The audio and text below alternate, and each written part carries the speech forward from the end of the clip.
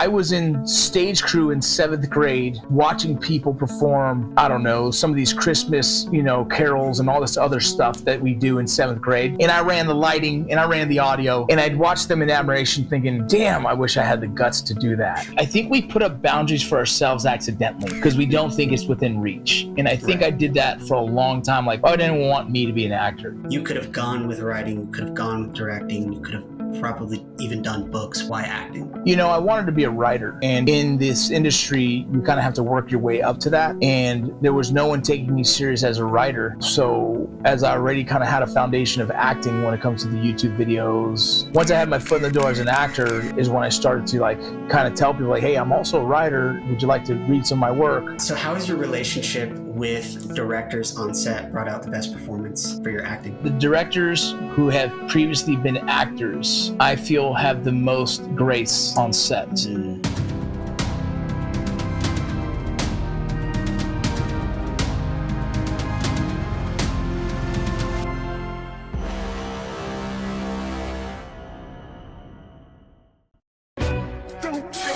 Welcome to the Vinny Roc Podcast. I took the blows and did it my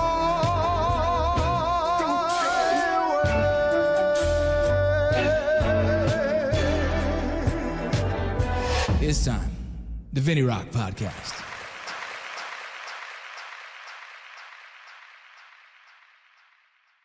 Welcome to the Vinny Roc Podcast. Those who are listening or watching, this is Myles Temple. Is that correct, Myles? Is how you pronounce it, right? That is correct. Thank you for having me. I appreciate this. This is awesome. Well, this is kind of what happened last podcast was I invited my daughter's friend, and he just wanted some mentorship. He wanted to ask some questions, and I was like, let's do it. So he asked me for some mentorship, and I said, why don't we just do it on the podcast? Ask the questions, I'll answer. And so we did that. Before we get started, let me hit a couple sponsors. We have Core Medical Group. Core Medical Group is a company that does testosterone replacement therapy. So not only for men, also for women. So if you're in the age range of 25 and up, if you've been a long career in the military, law enforcement, any of those stressful environments, I'd go get your blood work tested. One of the foundations of my men's group in Light the Fuse is if you join our group, immediately we get your blood work checked, because to me, that's the foundation of really understanding your hormones, understanding if your blood is going the way it's supposed to. And if it is, then we can continue support from there. So Core Medical Group, you guys go check them out. Another one is Modern Gun School. Modern Gun School is an online program where you can learn how to be an armor at the comfort of your own home. If you have the GI Bill or Voc Rehab, you can use it. So I recommend you guys go check that out. They are an incredible company. There's been many of you who listen to the show who've inquired on it and are happy with it. So you guys can check that out. And grimblades.com. You guys go to Straight Razors on Instagram, but grimblades.com. It's American-made blades, man. Cut your face, shave it, make it look good. I actually need to probably get some work done here soon. But so be it. And here we are, man. Myles, let me give backstory to who you are. So I went to drill sergeant school in 2008 with your dad. And they had us kind of in an alphabetical order. And so Vargas, Temple, all in the same kind of platoon. We had a long list of us, but he's one of them. And he's one of the guys I actually became pretty good friends with when we were there. We just connected. And, as the years gone by, we stayed in connection. We got to catch up with each other here and there. Obviously, my life went a whole different direction what I expected, and here we are. But recently I got a message from you, and which was a shock, to think man, my boy has a son who's grown up now, you know what I mean? And and who follows me and who, kind of looks up to some of the stuff I've put out there to the world. So it is an honor to have you on here with me.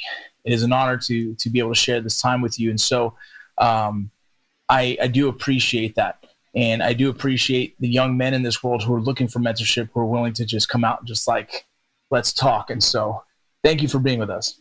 Yeah, absolutely. Thank you for having me. I mean, this is so great. And yeah, I know when Dad had called me, he's like, "Do you remember Vincent Vargas?" And I was like, "That name sounds familiar.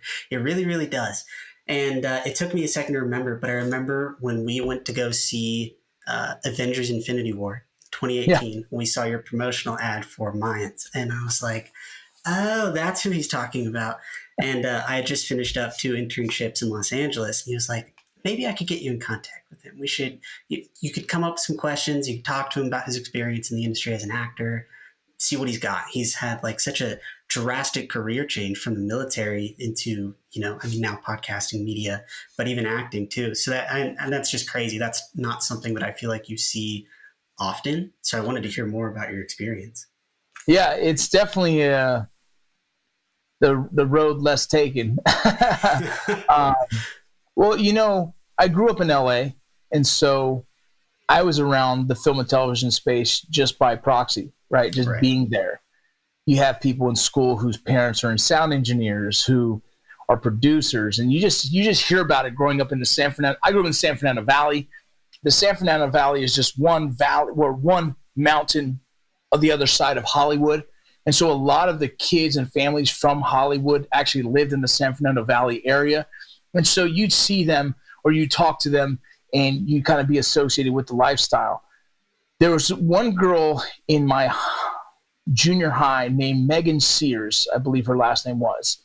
Her dad was one of the producers for Mighty Ducks. Or so she said. I don't know. Love that movie. And that is a great movie. Bro, when you say great, for me, it was everything. It was the best movie in the world. And that's what made me and a group of friends want to try hockey in the first place, was really? because of that movie. And, she talked about how she can get us, on set. Maybe we can be. And I thought about it like, yeah, but there was no way my parents knew anything about that world. And there's no way I would ever know how to do it. And it wasn't of interest at that time. And so my parents were both working their butts off just to pay the rent. You know what I mean? Right. And so they weren't going to take any time out of their day to get me an agent or acting lessons or because it's so far from the reality of our world. Right. Right. And fast forward to college, I was doing theater in college because it gave me an easier A to stay eligible for baseball. And that's just straight truth. Like I needed an A so I can have a 2.0 because my other classes are definitely going to be C's and D's. Right. And so I'm trying to balance out this grade, spectrum to help me. And so I took theater. And that was like the first time I actually had the confidence to be in front of people and performing. I was in stage crew in 7th grade watching people perform, I don't know, some of these Christmas, carols and all this other stuff that we do in 7th grade. And I ran the lighting and I ran the audio and I'd watch them in admiration thinking, damn, I wish I had the guts to do that. And I never did. I held the light, man. I used to hold the light while they're walking across the stage, Ooh. And as much as I wanted it, I didn't have the guts to do it. In high school, I watched a lot of the plays and was impressed, like I said, and I never had the guts, man. And so I think as I got older, I built a lot of confidence through the military. Mm-hmm. I built a lot of kind of the attitude of who gives a fuck kind of mentality, like who gives a fuck, I'll try it, that kind of thing. And I got very confident in being funny in front of people. And that's really where, when I got the call to do YouTube from my friend Matt Best, who you're wearing a Black Rifle Coffee shirt right now, right? When he called me and said, hey man, I'd love to get you on some of these videos. You're a funny guy in battalion. I think you do good. I was like, fuck yes. I've been waiting for an opportunity like this forever, I didn't have the balls to do it myself, but to be invited and do it was easy. And that's really where I believe the dream could even be possible when it started there. Yeah, that's so interesting. That's so interesting, too, that the military helped you come to the conclusion of, you know what, who gives an F? I'm just going to try these things out. I feel like, I don't know how much Dad has told you about my own personal story, but I definitely feel like through some of the stuff that I've been through, I've been able to come to a conclusion similar to that. And like, Well, tell me what that story is. My own way. Yeah. So, gosh, we would need like 8 podcasts to go through the entire thing. But in the 10-second version, I'm a 2-time cancer survivor and a 3-time bone marrow transplant survivor. What? Yeah. I was born with a immunodeficiency called severe combined immunodeficiency. It stands for SCID, or SCID is the acronym.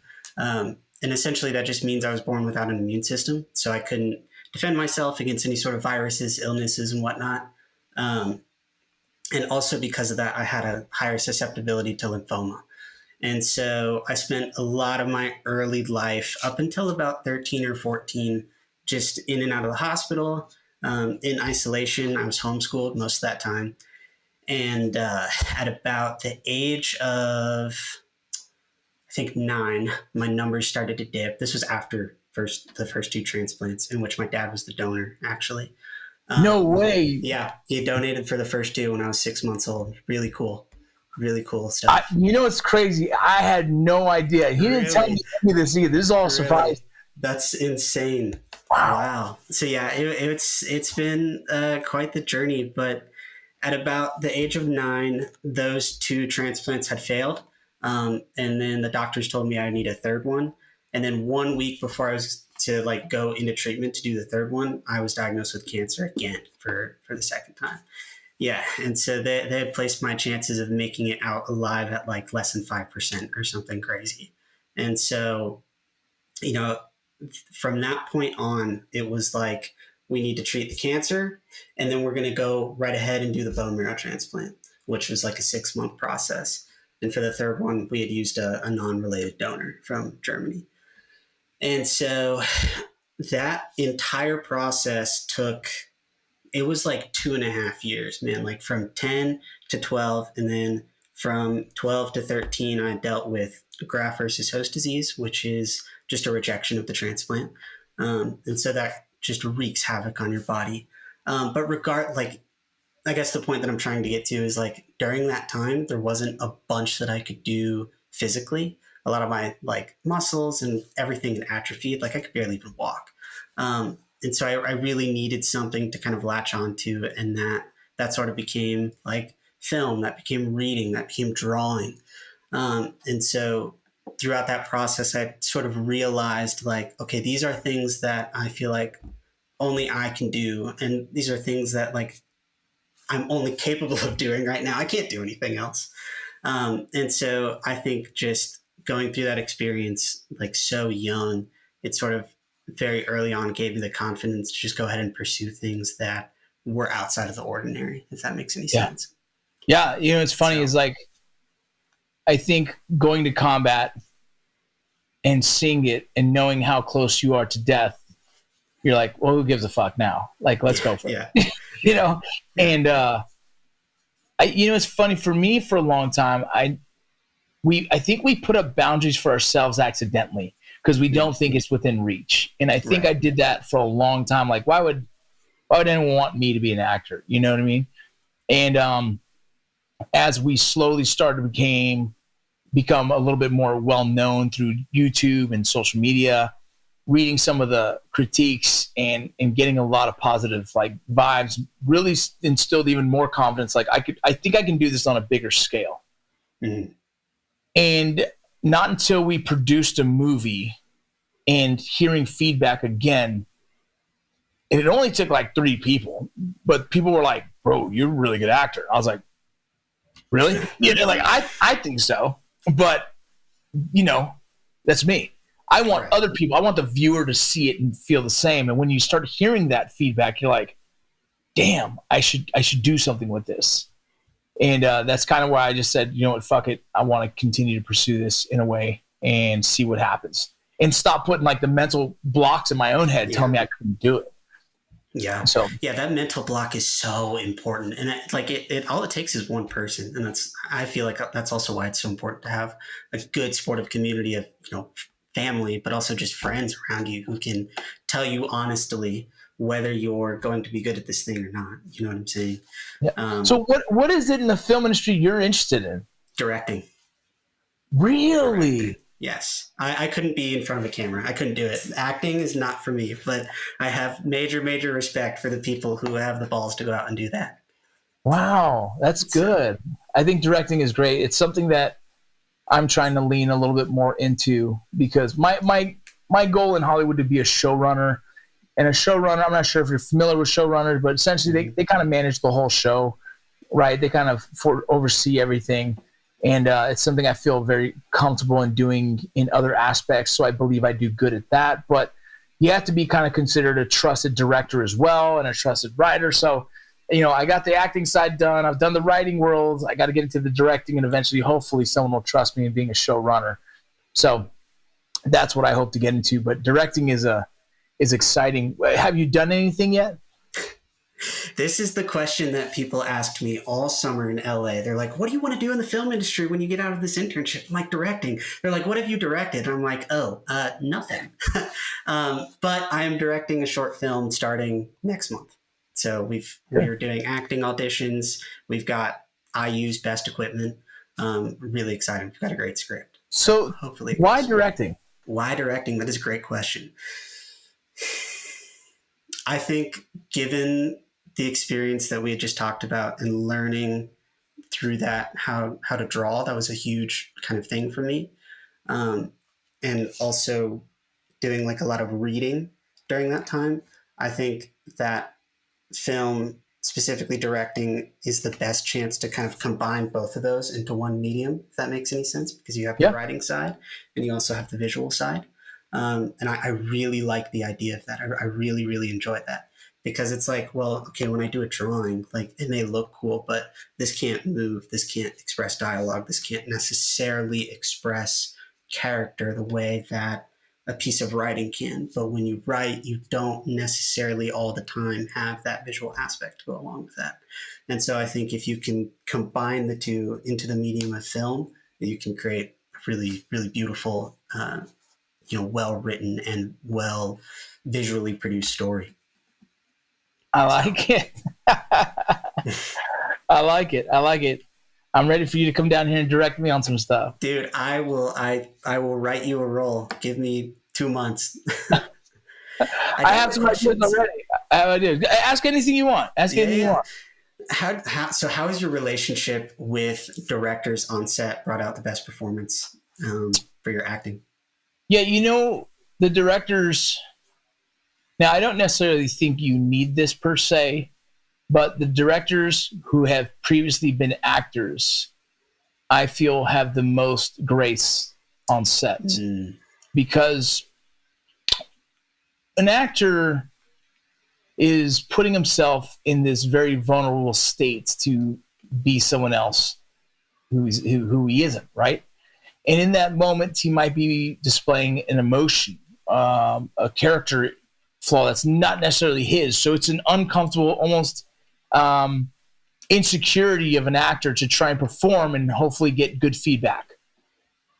And when a director comes up and has notes, how they give those notes could be pretty telling if they have any kind of empathy for the art of acting. You know what I mean? Right. They can be like, hey, you got to do it this way. And you're like, whoa, bro, it was hard just to do that. Like emotionally, I'm performing in front of all these motherfuckers, something that's making me really uncomfortable. And then you're giving me a note like that makes me feel even more insecure, right? And so it's actors who turn to directors that tend to be like, let's talk. And they I guess they slide it in a way that is digestible in those moments. And I'm not saying only those. I would say as a director, I'd be very, very cautious about how you communicate with your actors in a way that they keeps them confident in their choices, because it's really easy for us to get in our heads. I just did a scene for SWAT, and I'm gonna fucking tell you, bro, that was hard as fuck, and I'm gonna explain why. Because you have the director who's doing his directing, and he's asking me to give him his version of what he wants. I showed up with my version, right? I showed up prepared for what I believe this character should portray, and the choices I made were these bold choices that I thought this character should lean into. then the director had his opinions of that. And I followed him because I'm a fucking actor, right? And I take good direction. Yeah. And I'm like no one on the call sheet, right? So I'm just like, I'm going to play the game. And I'll do whatever he says. No big deal. Because in the end, it's not my show. I'm just going to do the best thing that they want.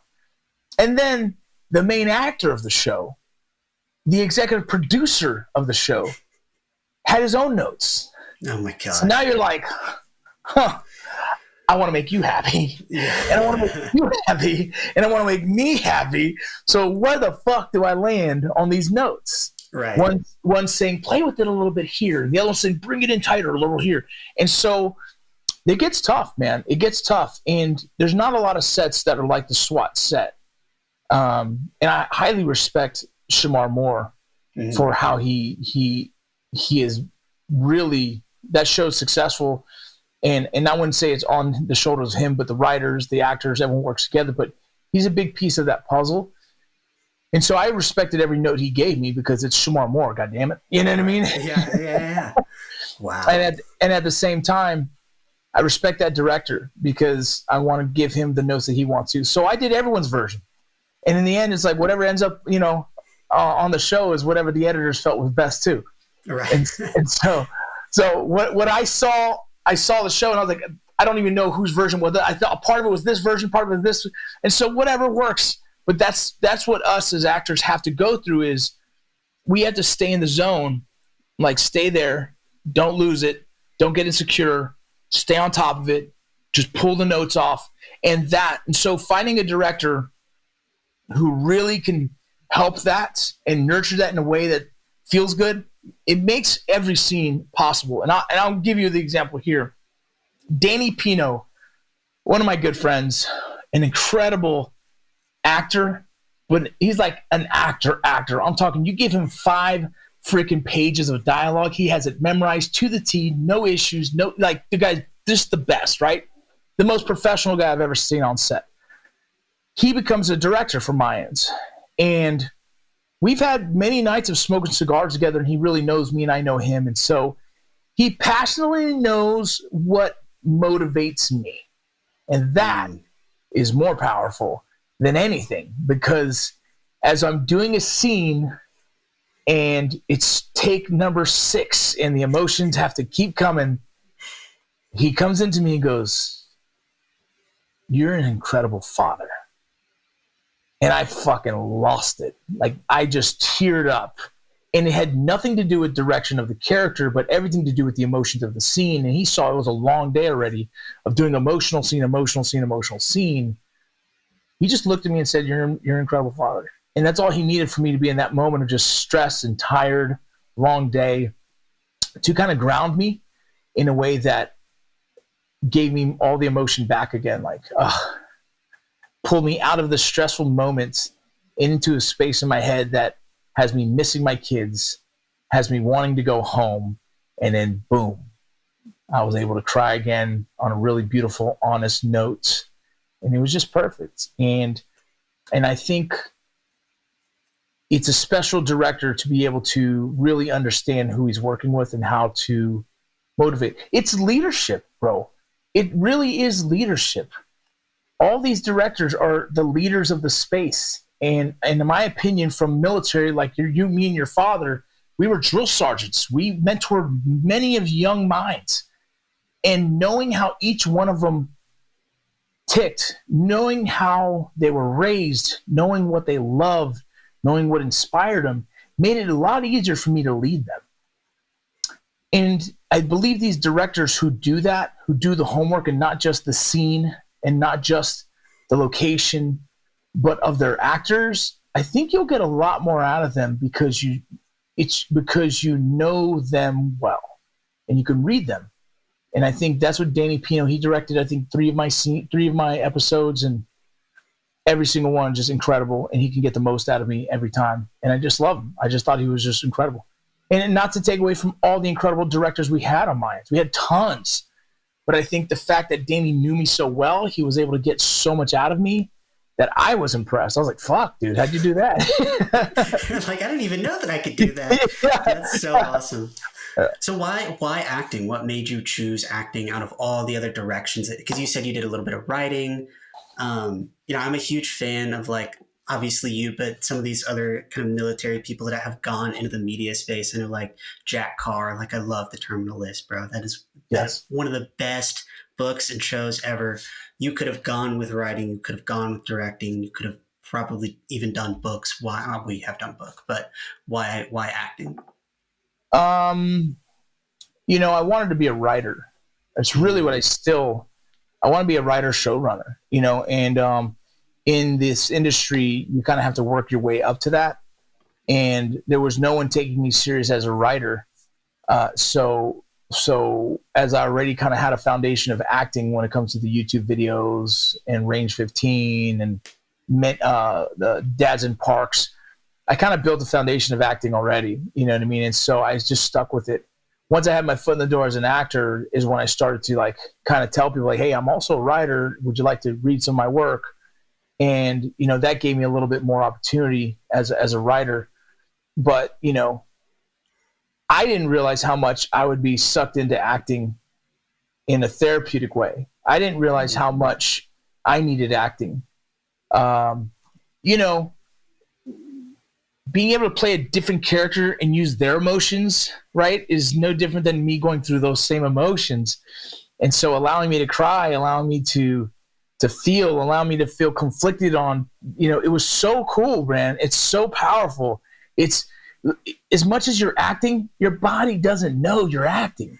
You're still experiencing that same emotion. Yeah. And so like you go through the ringer of all of it, man, and you go home and you lay in your bed like, God, I'm tired, because your mind has been going through all of it.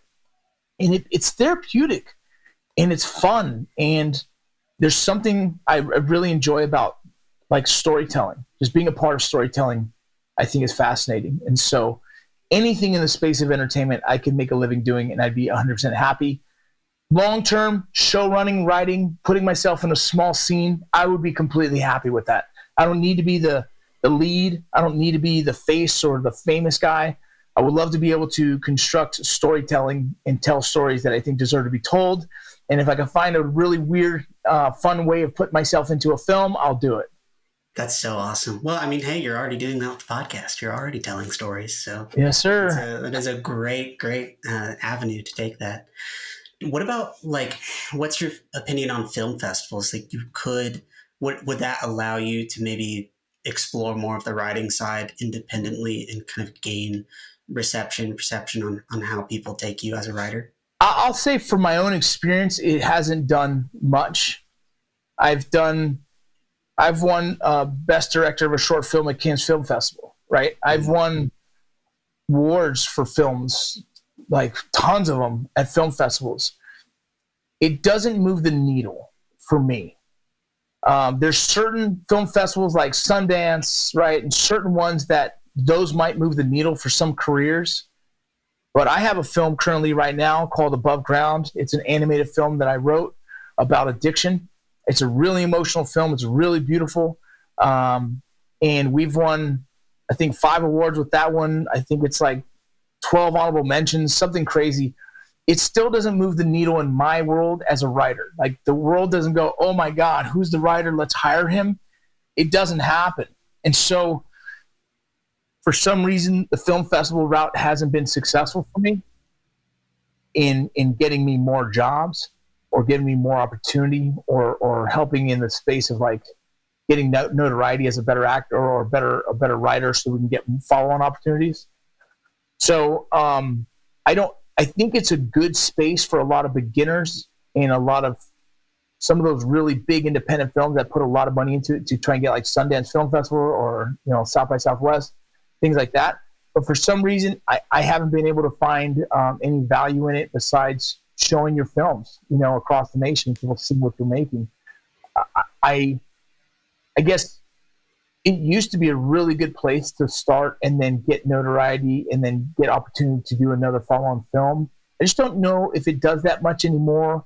It feels more like, it doesn't do what it used to. It just feels like another thing to show film and showcase your art, but I don't know how much that translates to the career field that I'm trying to do. Right. That makes total sense. Why do you think that is? What do you think caused that transition? Do you think it's the writer's strike? Do you think it's... No, you know what I think it is? I think it's because we have the ability to produce decent content with very minimal, very minimal technology, right? I think more people are producing films than ever. And those are good ones. There's bad ones, whatever. But I think there's so much content being made that what used to be like a micro budget for 10,000 is now a micro budget 1.2 million. You're like how is that a micro budget? You know what I mean? Right. Like, that's crazy. That is insane. So I think it's kind of surpassed that. If you're going to raise 1.2 million and call that a micro budget and produce it with real actors, that's a level that's not everyone can do. And so I think the market is different. And so with streaming platforms, with all these things, it is a lot easier to get your work out to more eyes.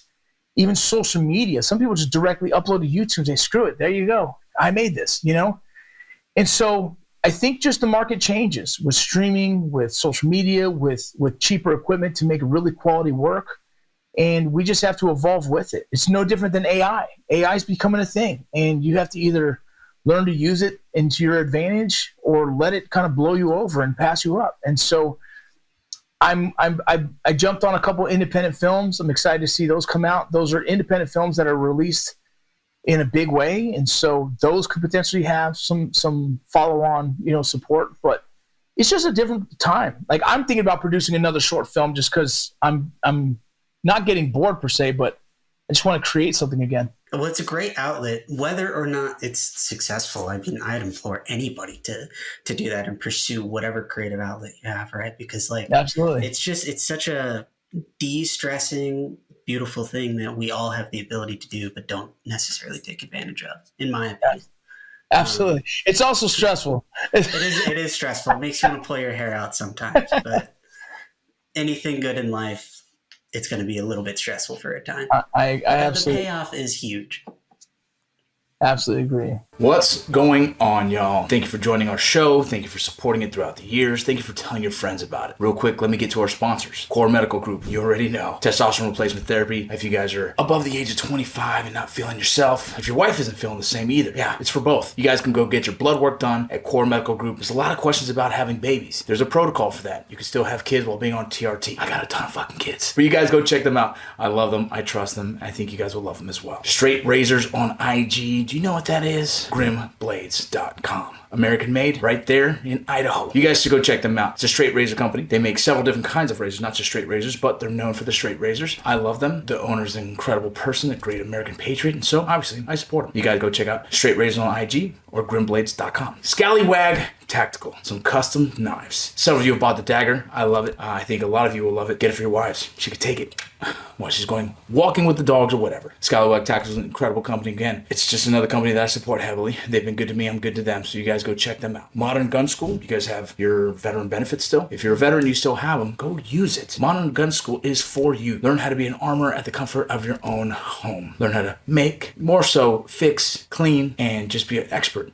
and armor in your own home. You can't beat that. Go check them out. Modern Gun School. Just Meats. I'm trying this carnivore thing for a little while. I've been losing a little bit of weight and it feels great. Just Meats makes it easy. You guys can get Just Meats order. I got the links in my bio. It has meat that's already pre-cooked. All you have to do is heat it up. I get a lot of them sent to me, so I go ahead and throw them in the freezer. I defrost them. Boom. There's dinner. There's lunch. You guys will love Just Meats. Go check them out. Like I said, my link is in my bio, and all the links that we have, you guys can find all of our sponsors. United Patriot Coins. That's a little bit of a change for us, but we committed to this company and we love them. They've been taking care of us, and so we're going to start taking care of them. They're a very patriotic company. I love coins. I love silver. I love precious metals. So we just signed a partnership deal with them, and as well as United Patriot Supply is more than just a firearms dealer. They embody the spirit of tradition, showcasing expertise and igniting the passion amongst outdoor enthusiasts across the USA. I highly recommend this company. You guys go check them out at UnitedPatriotSupply.com. Those are our sponsors. I really appreciate you guys supporting this show, supporting everything I do. too. Don't forget Borderline book. You can get it on Amazon. You can get it at Barnes. Got some cool stuff coming up with Henry Rifles. I think you guys will love. Light Diffuse Retreat is coming around the corner. If you guys are looking for a men's wellness group, go check them out. And Tomorrow Battalion, if you're looking for a place to donate, a nonprofit that you can trust, Tomorrow Battalion is where it's at. We support veterans and first responders and their families. So you guys have any questions, you guys hit me up. Thank you for everything. Dude, the AI thing is crazy. I interviewed this guy who was a documentary filmmaker for the U.S. Air Force in San Antonio, Texas. And he now works for Adobe. And I had a long conversation with him on AI. It was so long that I don't even really remember what he said.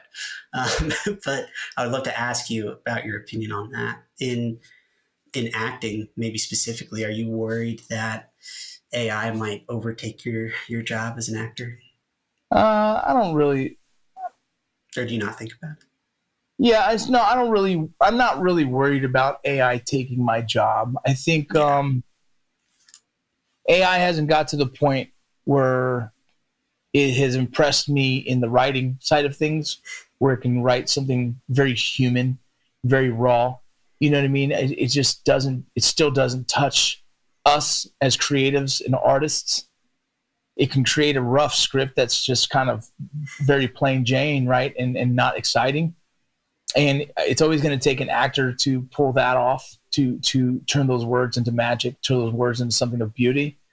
And as well as, there's things that I think we're going to have to conform with eventually. I can't be at all places at once. And if I can film a movie in a shorter period of time by them using, I don't know, CGI versions of me through this or that, as long as I, as an actor, agree to that, negotiate to the terms of what that looks like, and also protected that they can't go make sequel 3, 4, and 5 without my permission, right? Like all those things have to be put into the contract. And I think that's what it is really knowing the level of what they can use our voice, our likeness, our looks, and our acting. I don't think they'll ever be able to touch us really being able to show emotion with eyes and heart on film. I think it's going to be a long ways before they're able to really do that. And as long as, like I said, if the contract if I'm getting paid fair for my time and as well as, for my likeness that they're using, then I can agree to the terms. And I think that's just the way it goes. As a filmmaker, I know that there's going to be AI being used for a lot of stuff that's going to save a lot of money, which means you can make bigger films. And so I'm interested to see what that looks like and if it can look real enough to fool the audience where the audience feels good about it. Things like war scenes or, earthquakes or whatnot. I'm interested to see what that looks like, because for us to be able to produce more films would be exciting.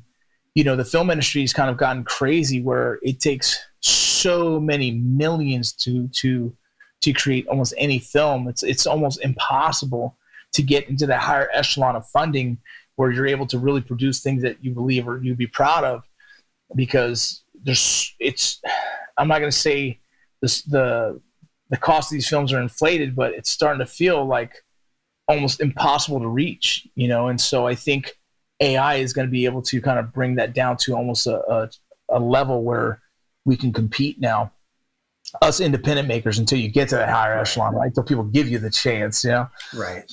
So it's an interesting thing. I'm not afraid of it. I'm not opposed to it. I'm interested to see where it goes and how good it gets. Yeah, I am as well. And I totally agree with you. I definitely don't think that it's at the point where people necessarily need to be worrying about it stealing their jobs, especially as actors. And even if it could, I think that there's something special about an actual human providing a performance, providing a piece of writing, providing a piece of direction, or a piece of storytelling. I think that people would still want that. I don't think that people are going to want something that is perceived as fake, whether you think it's fake or not. Yeah. And yeah, going back to that echelon wall of funding thing, it's so crazy to see how, just in 20 short years, this sort of level of professionalism, I say that with quotation marks, has been taken out of film. And that, these little devices have given us the power to go and do that. And as more people have taken that up as an art form, that echelon of funding has gotten higher. It's crazy. It's Now it's an even bigger wall to climb than it was. Yeah, it's crazy, man.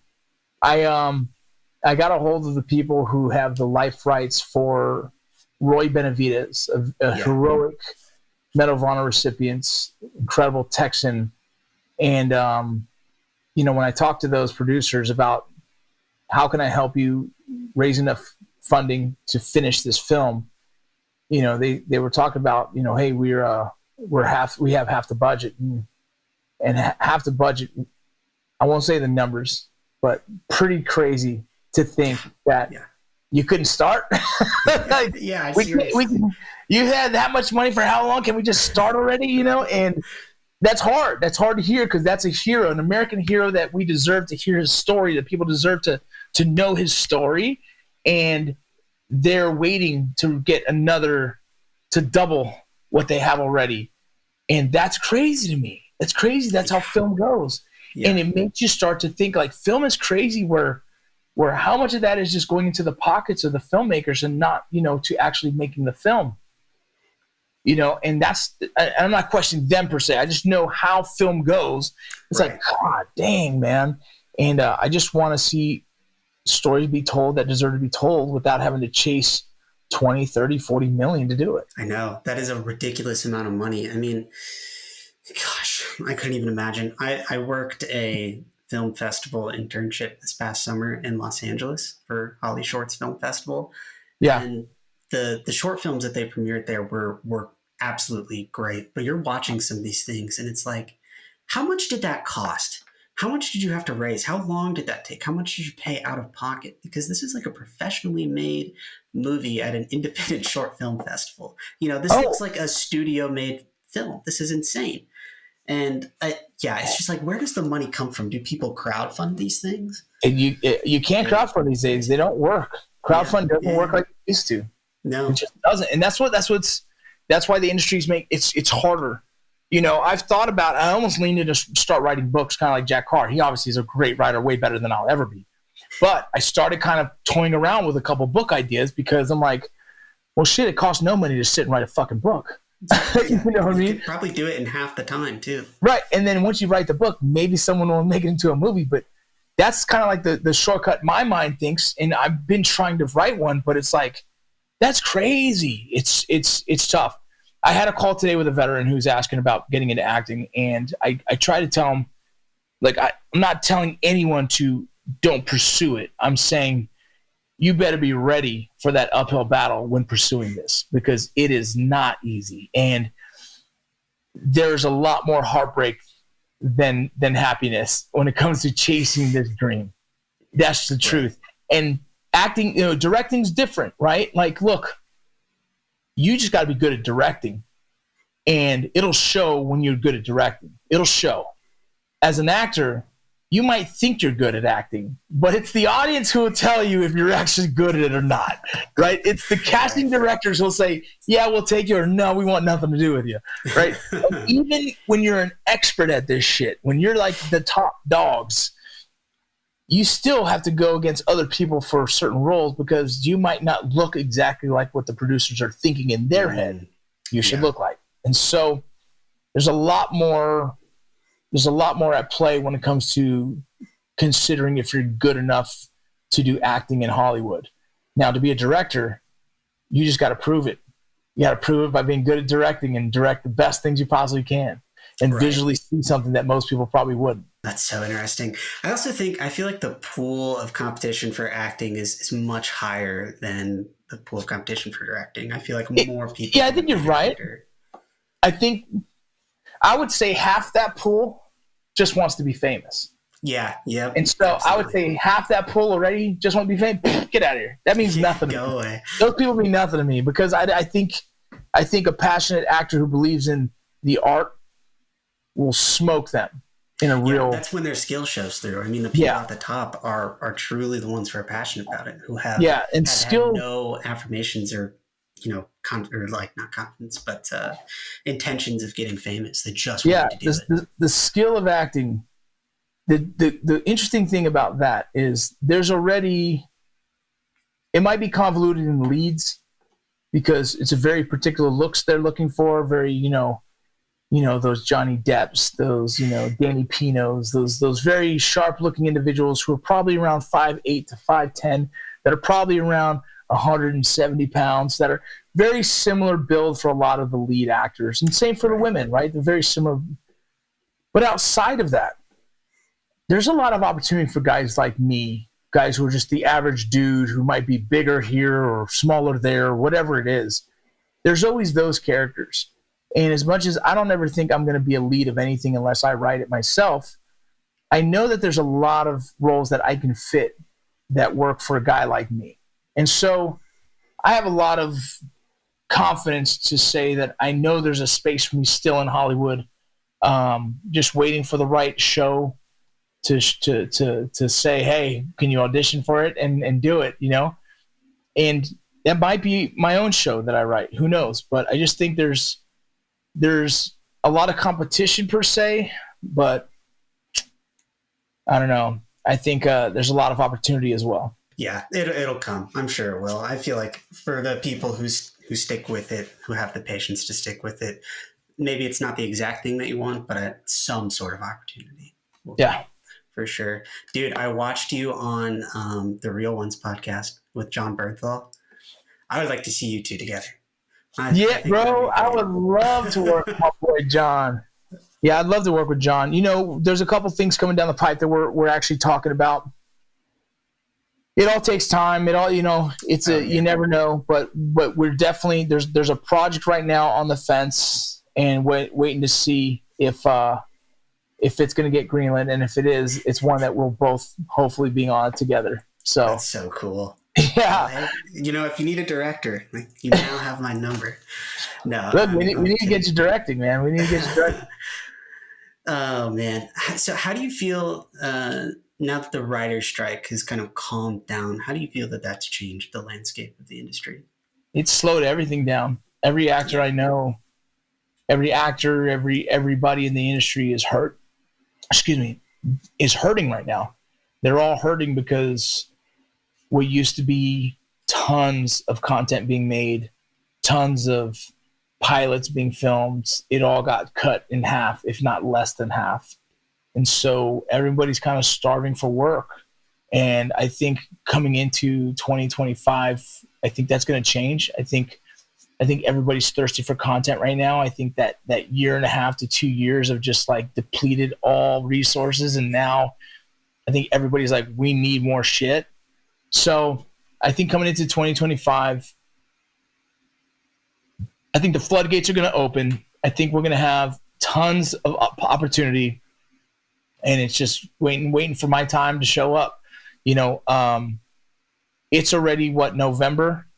Hollywood shuts down December, doesn't open again until January 15th. It's just kind of like people just don't really get to work. They shut it off early for holidays. They don't come back till.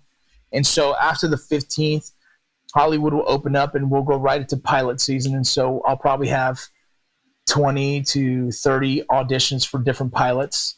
And then if you land those pilots, well, then you're working for the next few months. If one of those pilots get greenlit, well, then now you're on a TV show for as long as that TV show lasts. And that's how the cycle goes for us. Mm-hmm. So, and then if I get picked up as a writer, then you just show up and write for 4 months, and you collect your check and wait for the next one, and you get your agents on trying to get you another job. So it's a cycle, man. It's a cycle. There's a system to it. It doesn't feel good, but there's a system to it. Whew, it's crazy. I met at that film festival, I met Aaron Sorkin. Do you know who he is?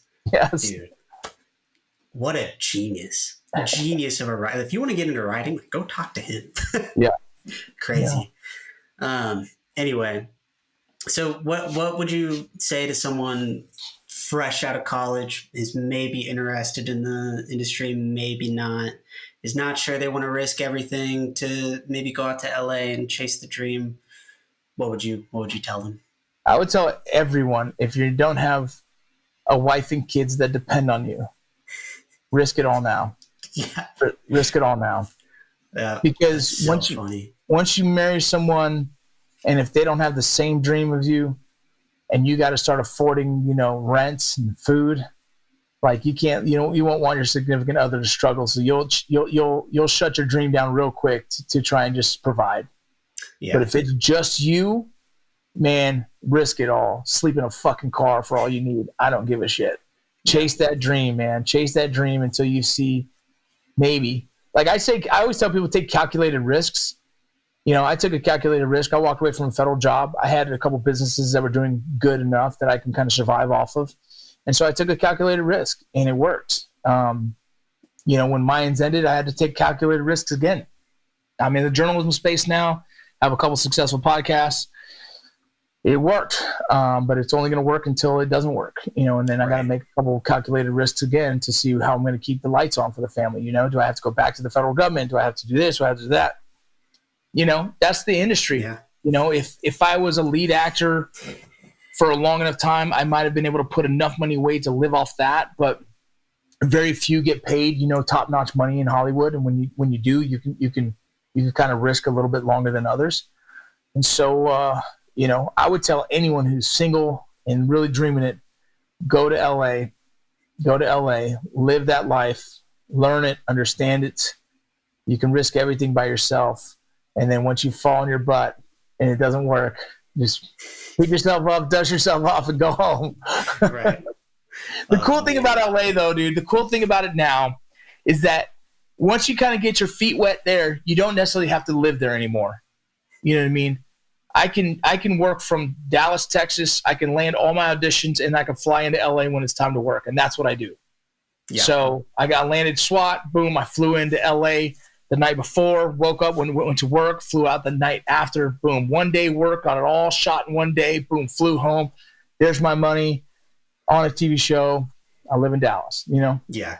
Dude, that's so awesome. I actually think that that's one of the benefits, weirdly enough, that COVID and the lockdown provided, especially for the entertainment industry, is like this ability to be adaptable and to, learn how to do these things from a different state. And that just provides so much more opportunity to people. I agree. I spent so much money flying in for auditions, tons of money flying in for auditions. And it's like, now I just do auditions from the house. It's way better. That's awesome. And they really accept that. They just accept a video of everyone does it. There's no one comes in person anymore. Wow. If you get to a certain stage on a higher role, so it's maybe a season regular position that's probably top 7 of the call sheet, they get paid a certain level. So they're going to want to see them in person before they commit to that person. But you'll already probably do 2 auditions before then. And they'll say, hey, we'd love to have it in person. You're like, all right, boom, you fly in and do it. Dude, that's so awesome. It sounds like it's a grind. The industry is a grind. I kind of got that vibe from just even 3 months there this past summer. And it's like, okay, this is going to take so much more than what I had originally thought. I'm going to tell you, Myles, do the work. Yeah. Produce as much as you can, direct as much as you can, show fucking people your skill. You can't be ignored that way. You can only be ignored if you sit back and hopefully it falls in your lap, because you're not proving your skill set. Go out there and create work, create films, put your names on them, and make magic so people can't ignore you. Then you've already done the work. There's your calling card right there. It's the same as actors. Like, I can't sit here and say, please give me a job. I'm going to say, hey, you see my work. I'm going to keep working. And every time you see me on film, I'm going to do my best to give you everything. And that's a calling card for others to be like, hey, I want that guy. I want that guy. And so, you won't go wrong by creating content. Seriously, product after product after product. Keep going. And good products, and make them better every time, and challenge yourself, because then you'll have a proof is in the pudding. That's 10 years of work right there. Boom. Then you also all of a sudden land something big. Yeah. It's cool. It's a lesson that I kind of feel like that I learned early on through my experience. Like, after getting out of the cancer treatment, I really felt like, okay, well, God willing, that is the hardest thing that I've ever had to do in my entire life. Nothing else can be harder than that. Not breaking into the industry, not going through college, not, dating. maybe. We'll see. Dating's going to be hard. I'll never figure that one out. But yeah, no, I really feel like, okay, that is surely the hardest thing. So now every other challenge that comes before me is going to be easy comparable to that. And maybe that's a bit of a blind confidence, but I really do feel like that. I believe you should keep that same confidence. I think that's correct. Yeah. And I've even found that through, like, I compete in powerlifting, just for fun. But I've even found that through that sort of competitive edge. It's like, oh, okay, to be able to compete at this level, to qualify at nationals, like it's going to take, training 6 days a week. It's going to take weighing out every single meal that you eat. And so if I can have the discipline here in this area of my life, surely I can have it in the creative area as well. And that's kind of been my philosophy that I've been going with, but we'll see how that holds up. Well, Myles, I appreciate your time here, man. Thank you for having me. I'm going to call out to all of you in the audience. If you guys are in the film industry by any means, if you produce short films and you're looking for a director, hit me up, man. Let's get Myles a job. Let's get him some work. I want to see him work on something where he can put his name on and be super proud. But Myles, seriously, it's really great to hear your story. I didn't know anything about it, so I'm honored that you're even here, even more so. I like the fact that your dad didn't tell me, so that was a surprise for me on the show. And seriously, man, anything you need, you got my number. Seriously, just ask questions. Great. I'll connect the dots for you. If you're in LA again, I'll connect you with all my director friends and see if you can kind of step up and watch a few people. I have people that direct a lot of music videos and stuff like that. So if you're back in LA, I have a lot of people. While you're in tech, you're going to be in San Antonio soon, right? Next weekend, or this weekend, actually. This weekend. Wow, that came fast. Yeah. So anytime you're anywhere like that, just let me know. I'll try and connect you with someone in the industry that is probably in the directing space that can help you, okay? Dude, I really appreciate that. Thank you. Absolutely, man. Well, you have a good day. And thank you so much for being here. Yeah, you as well. Talk soon.